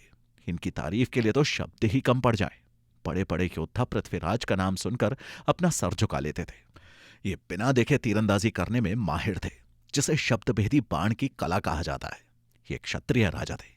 इनके पिता राजा सोमेश्वर चौहान की मृत्यु बहुत जल्द हो गई थी। पृथ्वीराज उस समय केवल 13 वर्ष के थे और 13 वर्ष की उम्र में उन्हें दिल्ली और अजमेर की गद्दी को संभालना पड़ा। धीरे धीरे समय बीता और पृथ्वीराज का बोलबाला पूरे भारत में बोल उठा, और इसी के चलते संयोगिता नाम की राजकुमारी को पृथ्वीराज से प्यार हो गया। संयोगिता पृथ्वीराज से कभी मिली नहीं थी। उन्होंने तो बस पृथ्वीराज की फोटो पेंटर के पास देखी थी, जिसे देखते ही वो अपना दिल दे बैठी, और उसी पेंटर के हाथों वो अपनी तस्वीर बनवाकर पृथ्वीराज के पास भेज दी है और उनसे अपने प्यार का इजहार कर दी है। संयोगिता बला की खूबसूरत थी। पृथ्वीराज को उनसे एक ही झलक में प्यार हो जाता है। लेकिन जब ये बात संयोगिता के पिता जयचंद को पता चलती है तो वो आग बबूला होते हैं। वो इन दोनों के रिश्ते से खुश नहीं होते और संयोगिता की जल्द से जल्द शादी करवाने का डिसीजन ले लेते हैं। वो संयोगिता का स्वयंवर रखते हैं, जिसमें वो सभी राजपूत राजाओं को इनविटेशन देते हैं सिवाय पृथ्वीराज के। उल्टा वो पृथ्वीराज की मूर्ति बनवाकर द्वारपाल की जगह रखवा देते हैं। लेकिन पृथ्वीराज भी कम नहीं थे। वो भरी सभा से संयोगिता को उठाकर ले गए थे, और अपनी इस हरकत की वजह से वो जयचंद को जीवन भर के लिए अपना दुश्मन बना लेते हैं। जयचंद को पृथ्वीराज से बदला लेना था, और जिसके लिए वो कुछ भी करने को तैयार थे। और फिर उसने एक ऐसा कदम उठाया जो कभी कोई सोच भी नहीं सकता था। उसने गौरी को आक्रमण करने का न्योता भेजा। जयचंद ने गौरी को एक पत्र लिखा, जिसमें उसने आश्वासन दिलाया कि वो पूरी तरह से उसके साथ है और दिल्ली पर आक्रमण करने के लिए हर संभव मदद करेगा। ऐसा लेटर मिलते ही उसकी भी खुशी का ठिकाना नहीं रहा, और फिर 1191 एडी में प्रथम तराइन का युद्ध हुआ। बहुत ही घमासान युद्ध था ये, लेकिन पृथ्वीराज के सामने गौरी टिक नहीं पाया और उसकी सेना ये युद्ध हार जाती है। गौरी को बंदी बनाया जाता है, लेकिन भरी सभा में गौरी पृथ्वीराज से अपने जीवन की भीख मांगता है, और यहीं पर पृथ्वीराज अपने जीवन की सबसे बड़ी भूल कर जाते हैं। जयचंद ने गौरी को यह बात कही थी कि अगर पकड़े जाते हो तो जीवन की भीख मांग लेना। गौरी ने बिल्कुल वैसा ही किया और पृथ्वीराज उसे छोड़ देते हैं। फिर ठीक 1 साल बाद गौरी वापस अपनी सेना लेकर आता है और उसी जगह पृथ्वीराज को युद्ध के लिए बुलाता है जहां वो हारा था। पृथ्वीराज उसे एक संदेश भेजता है कि ऐसा करने का क्या फायदा। अपना नहीं तो कम से कम अपनी सेना की तो सोचो। हमसे जीत पाना तुम्हारे लिए नामुमकिन है। गौरी उसे जवाब भेजता है कि यह मेरा फैसला नहीं है, मैं तो बस अपने भाई का फैसला मान रहा हूं, मुझे उनसे बात करने दीजिए। ऐसा जवाब सुनकर पृथ्वीराज और उसकी सेना को लगा कि युद्ध नहीं होगा, और सारी सेना युद्ध की तैयारी छोड़कर अपने अपने खेमे में आराम करने चली गई। और फिर मौके का फायदा उठाकर गौरी उनके खेमे पर आक्रमण कर देता है। धोखाधड़ी और गद्दारी का सामना करना आसान नहीं होता, और यही पृथ्वीराज के साथ भी हुआ। तराइन के दूसरे युद्ध में पृथ्वीराज को बंदी बना लिया जाता है। गौरी ने उनकी आंखों में जलती हुई सलाखें डालकर उन्हें अंधा कर दिया था। वो चाहता था कि पृथ्वीराज उनके सामने झुक जाए, लेकिन ऐसा करना संभव नहीं था। पृथ्वीराज को अपनी जान की कोई फिक्र नहीं थी। वो मर जाना पसंद कर रहे थे, लेकिन उसके सामने झुकना कतई नहीं। और फिर फैसले का दिन आता है। पृथ्वीराज को जब बंदी बनाकर लाया जाता है तो उसके परम मित्र और राजकवि को गौरी अपने साथ ले आता है। चंद्रबरदाई से गौरी ने पृथ्वीराज के शब्दभेदी बाण चलाने की तारीफ सुनी थी, तो वो उनकी ये कला एक बार देखना चाहते थे। पृथ्वीराज के हाथों में बाण दिया जाता है और उनके मित्र को कहा जाता है कि वो कविता के थ्रू पृथ्वीराज को बताए कि निशाना गौरी के मुकुट में जड़े हीरे को बनाना है।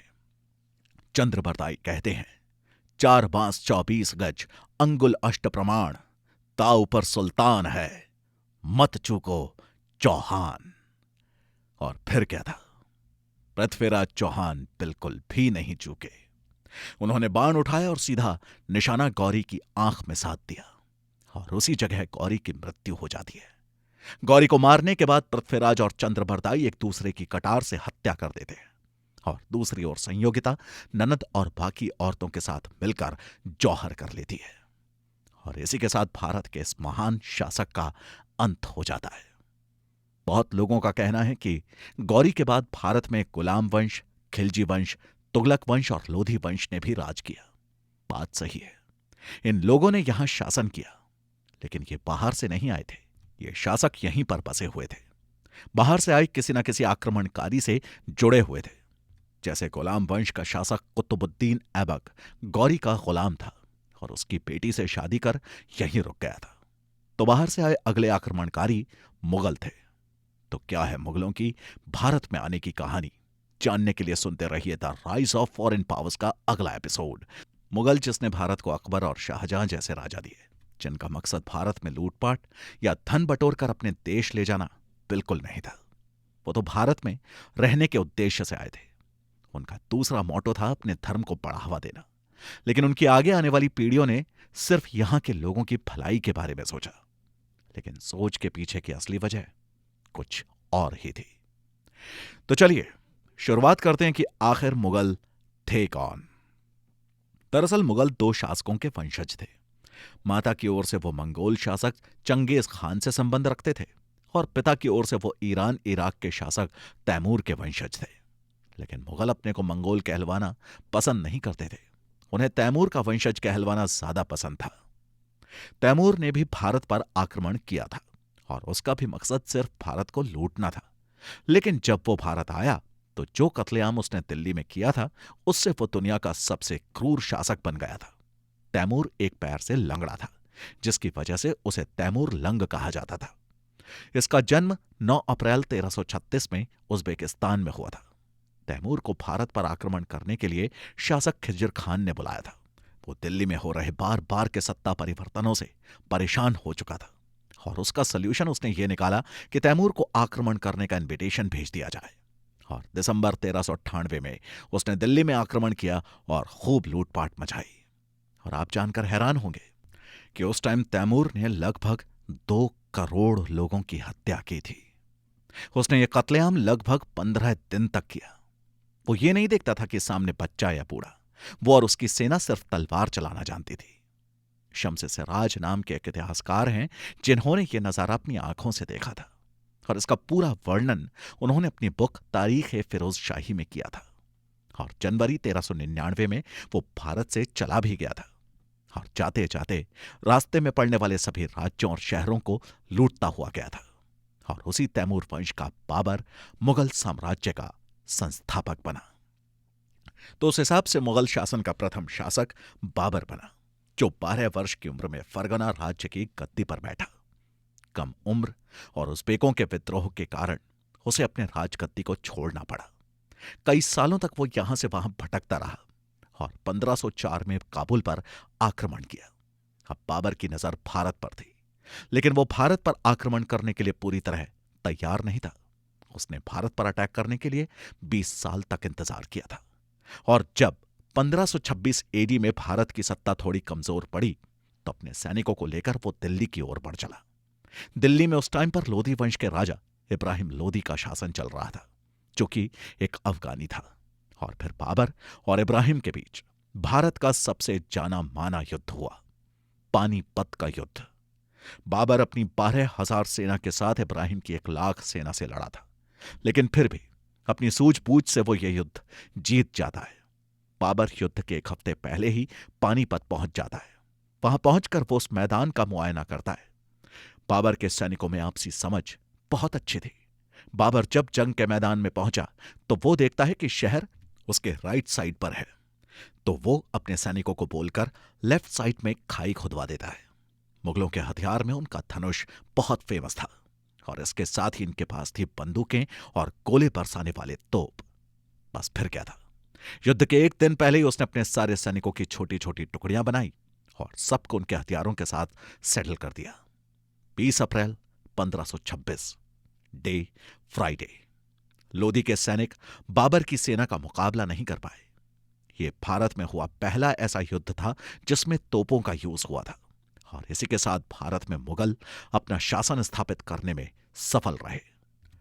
1527 एडी में बाबर ने राणा सांगा के साथ युद्ध किया, जिसे खानवा के युद्ध के नाम से जाना जाता है, और 1529 में महमूद लोदी को घाघरा की लड़ाई में हराया। यह बाबर का आखिरी युद्ध था, और फिर 1530 में लाहौर में बाबर की डेथ हो जाती है। बाबर के बाद दिल्ली की गद्दी पर उसका बेटा हुमायूं बैठा, लेकिन तब तक भारत में शेर शाह सूरी अपनी पकड़ बनाने में कामयाब हो चुके थे। हुमायूं वैसे भी बहुत बहादुर शासकों की काउंटिंग में नहीं आता था। कहा जाता है कि वो अपने पिता की तरह नहीं था। वो बहुत ही नरम दिल और नशेड़ी था। वो हरदम अफीम के नशे में रहता था। शेर शाह के साथ हुमायूं की 2 लड़ाइयां हुई, जिसमें से एक है चौसा का युद्ध, जो कि 1539 में लड़ा गया था, और दूसरा था कन्नौज का युद्ध, जो कि 1540 में लड़ा गया था। और दोनों ही युद्ध शेर शाह ने जीते थे।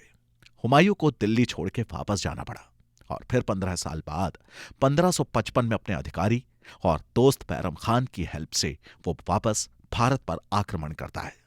हुमायूं को बुक्स पढ़ने का बहुत शौक था।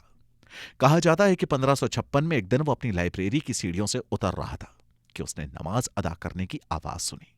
वो उसी टाइम सीढ़ियों पर ही बैठकर नमाज अदा करने लगा, और जैसे ही नमाज अदा करके वो खड़ा हो रहा था कि अचानक उसका पैर फिसला और उसकी डेथ हो गई।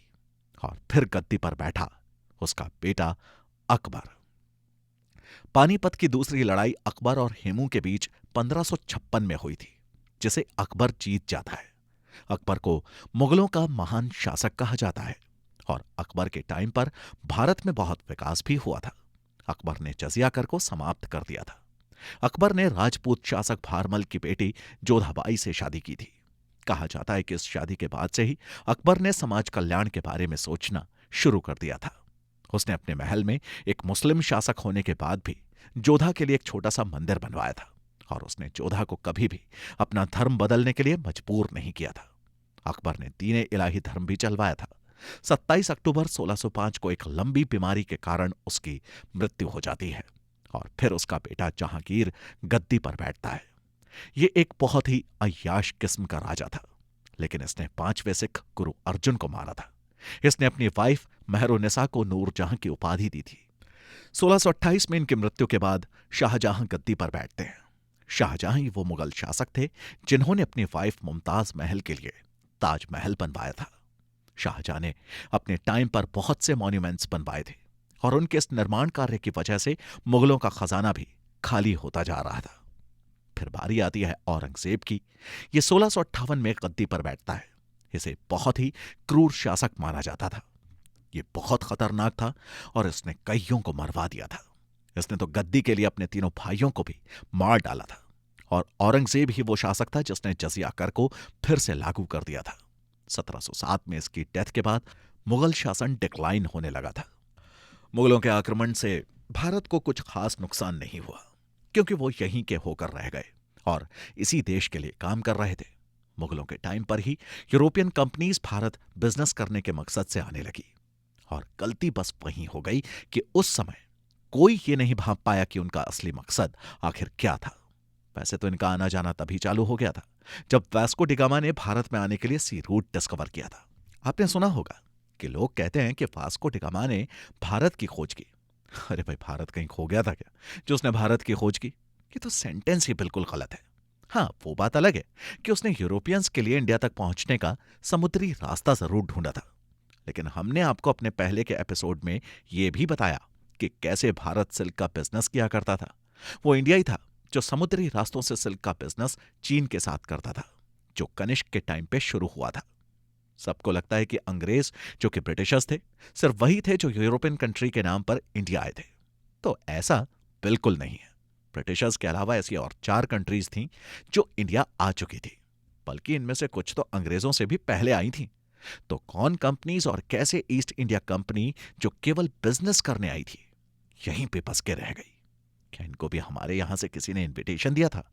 जानने के लिए सुनते रहिए the rise of foreign powers का अगला एपिसोड, अंग्रेजों भारत छोड़ो, साइमन गो बैक, सरफरोशी की तमन्ना अब हमारे दिल में है, देखना है जोर कितना बाजुए कातिल में है, मेरा रंग दे बसंती चोला।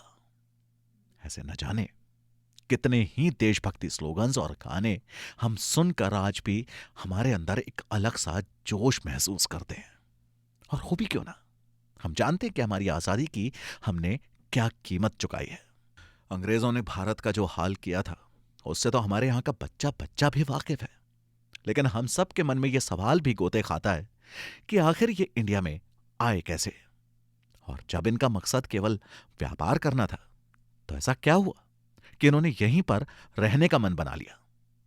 तो अंग्रेजों यानी ब्रिटिशर्स के बारे में जानने से पहले कुछ इंटरेस्टिंग फैक्ट्स जान लेते हैं। क्या आपको पता है, केवल ब्रिटिशर्स ही नहीं थे जो यहां यूरोप से आए थे। इनसे पहले भी कुछ कंपनीज थी जिन्होंने इंडिया से अपना बिजनेस शुरू किया था और यहां पर अपनी फैक्ट्रीज भी खोली थी। और इस लिस्ट में सबसे पहले जिस कंट्री का नाम आता है वो है पुर्तगालियों का। वास्को डी गामा, ये वो नाम है जिसने इंडिया में यूरोपियन कंट्रीज को भारत का रास्ता दिखाया था। वास्को डी गामा एक पुर्तगाली था जो बहुत टाइम से इंडिया आना चाहता था, लेकिन हर बार वो किसी अलग ही कंट्री में पहुंच जाता था। लेकिन सालों की मेहनत के बाद आखिरकार 17 मई 1498 को एक गुजराती व्यक्ति अब्दुल मुनीक के साथ केप ऑफ गुड होप होते हुए कालीकट बंदरगाह पर कब पकड़ाबू नाम की एक जगह पर पहुंचता है। उस समय वहां के राजा जमोरिन थे। जमोरिन ने वास्को की बहुत आवभगत की और जब वो लौटने लगा तो उसे उन्होंने बहुत सारे मसाले देकर विदा किया। वास्को उन मसालों को लाकर जब अपनी कंट्री में बेचता है तो उसे 64% का प्रॉफिट होता है। और बस ये वो दिन था जब पुर्तगालियों को पता चलता है कि अगर हम इंडिया से व्यापारिक संबंध रखते हैं तो उन्हें कितना फायदा हो सकता है। और फिर 1503 में पहली बार पुर्तगालियों ने अपनी कंपनी की नींव भारत में रखी।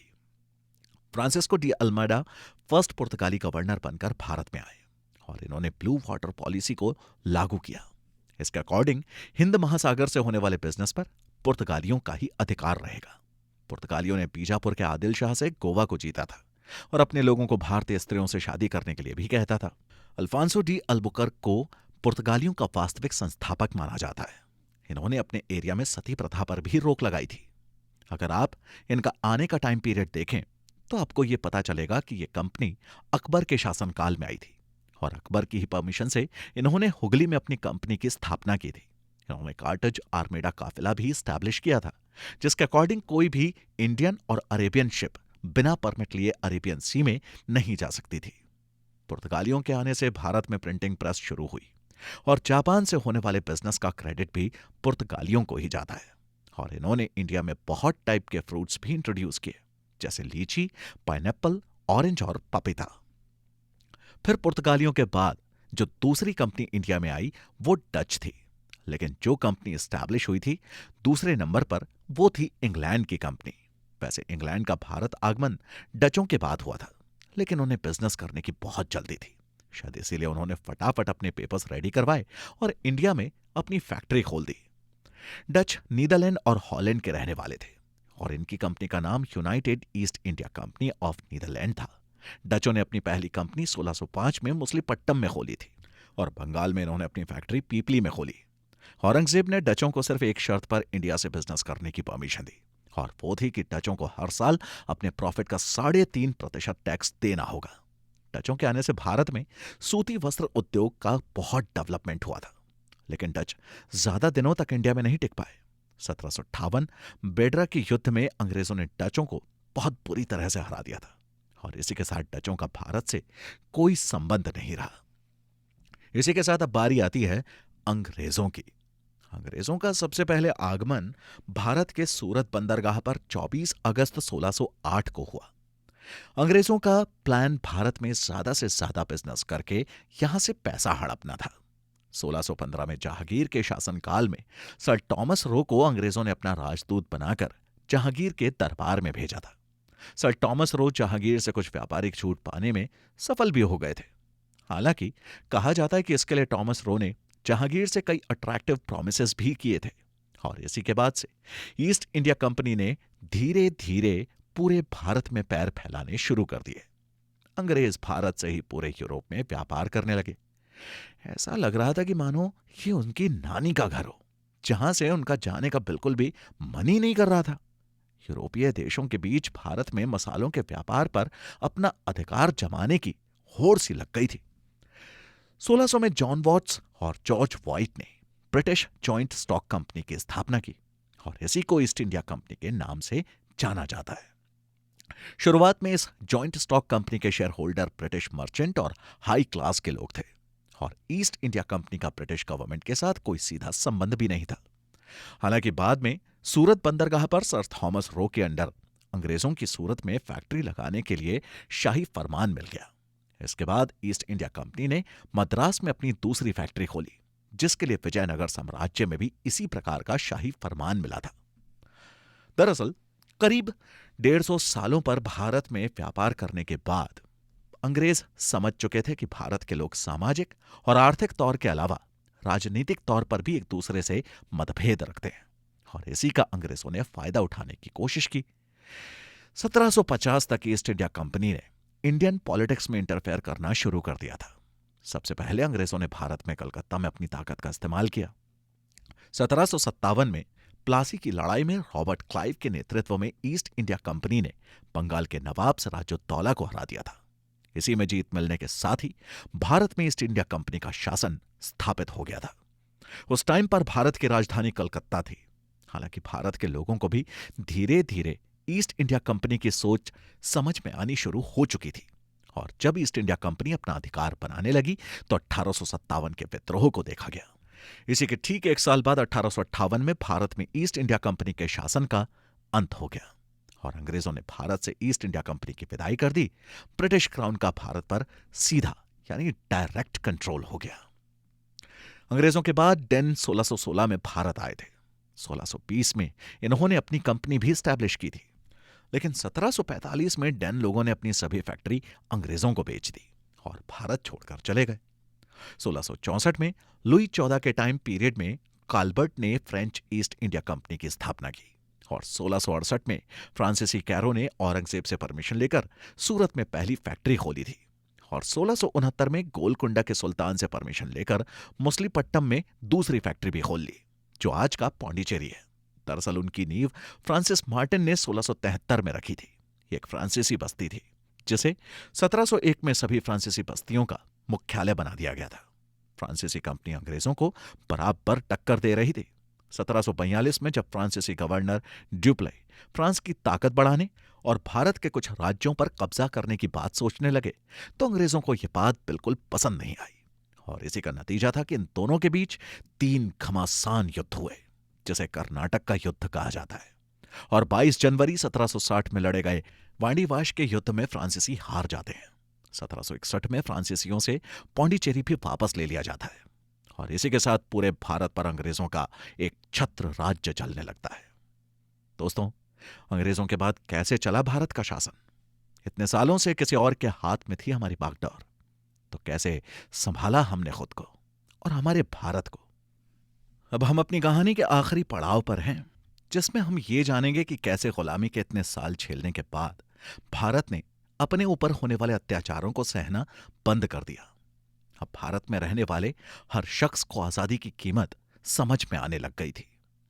अंग्रेजों के अलावा भारत में आई सभी कंपनियों का कोई अस्तित्व नहीं रहा, क्योंकि धीरे धीरे अंग्रेजों ने अपनी पकड़ इतनी मजबूत बना ली थी कि किसी और बाहरी कंपनी का टिक पाना यहां पॉसिबल ही नहीं था। भारत के सभी बड़े लोगों और नवाबों को उसने लालच और डर दोनों ही तरीके से अपनी मुट्ठी में कर रखा था।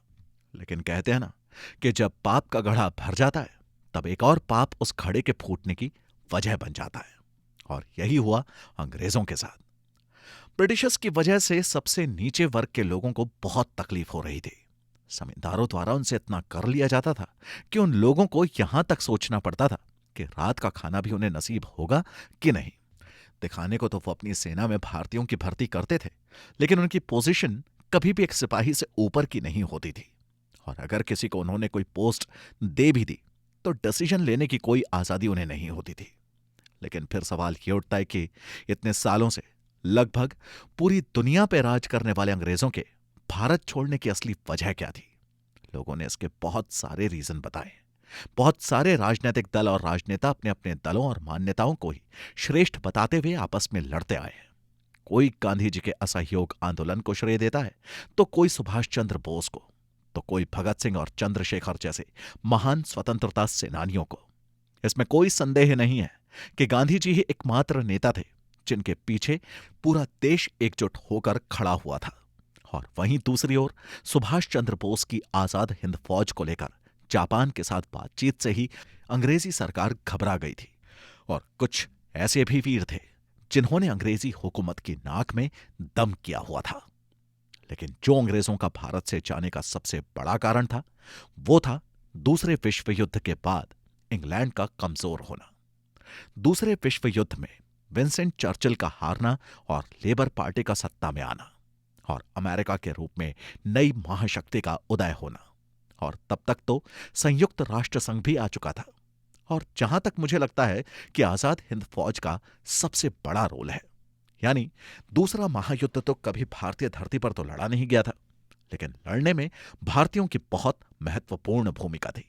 यानी द्वितीय विश्व युद्ध में करीब करीब 80% भारतीय सैनिक लड़ने के लिए विदेश गए थे। और जब वो विदेश गए और अलायंस की सेनाओं के साथ मिलकर युद्ध लड़ा, तब उनमें भी देशभक्ति की भावना आने लगी। और वो भी जगह जगह अंग्रेजों के हुक्म मानने से मना करने लगे। और अंग्रेज जब उन पर कोई कार्रवाई करते तो वो यूनिट विद्रोह पर उतर आती। इसलिए अंग्रेजों को समझ में आ गया था अब भारत में रुकना बहुत मुश्किल है। इसलिए वो इंडिया से चले तो गए, लेकिन जाते जाते भारत को ना भरने वाला घाव भी दे गए। ब्रिटिशर्स की वजह से भारत पर कुछ पॉजिटिव इंपैक्ट्स भी पड़े। जैसे दुनिया भर में रेलवे नेटवर्क की शुरुआत करने वाले ब्रिटिशर्स ही थे। जब ब्रिटिशर्स शासन करने के लिए भारत आए तो वो अपने साथ रेलवे नेटवर्क भी लेकर आए। हालांकि उन्होंने ये काम भारतीयों के लिए नहीं, बल्कि अपने स्वार्थ के लिए किया था। रॉ मटेरियल को बंदरगाहों तक पहुंचाने के लिए ब्रिटिश हुकूमत ने रेलवे नेटवर्क की शुरुआत की, जिस कारण धीरे धीरे भारत में यात्री रेलवे की शुरुआत हुई। कोरोना काल में भारत ने अपनी वैक्सीन खुद से बनाकर तैयार की, मगर वैक्सीन का पहली बार इंट्रोडक्शन ब्रिटिशर्स ने ही कराया। 19वीं और 20वीं सदी के दौरान ब्रिटिश हुकूमत ने लोगों को स्मॉल पॉक्स के टीके लगवाए, ताकि भारत में बढ़ रही महामारी को रोका जा सके। वैक्सीन के अलावा भी ब्रिटिशर्स ने ही पहली बार चेकअप और डिस्पेंसरी की शुरुआत की। भारत में ब्रिटिश हुकूमत से पहले पुरातत्व सर्वेक्षण नहीं किया जाता था। इसकी शुरुआत भी ब्रिटिश द्वारा की गई।